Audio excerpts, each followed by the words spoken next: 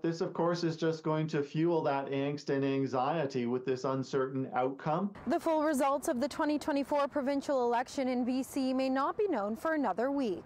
With the initial count on October 19th too close to call, election officials are now preparing for the final count. Elections BC announced that following election night, no party had the number of ridings required to form a majority government. Results reporting on election night actually was much quicker, but certainly there's been a lot of commentary acknowledging that it is a very close election. The agency showed the BC NDP leading in 46 ridings, the BC Conservatives in 45, and the BC Greens in 2, leaving all parties short of the 47 seats required for a majority. I think a lot of New Democrats are going to be feeling very nervous as to whether or not they can hold on and actually form a government here. They're just hanging on by their fingernails. Conservatives, of course, are feeling that they were so close and just sort of one more push would have got them over the top. According to Elections BC, though the initial count is complete, there are certain types of ballots it does not include. And some ballots need to go through additional integrity checks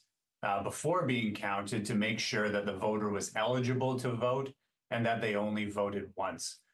These include ballots like mail-in ballots that were received after the close of advance voting. Elections BC estimates there are roughly 49,000 ballots to count province-wide as part of the final count process taking place from October 26th to the 28th. Under the Election Act, final count cannot begin until at least the 4th day after final voting day.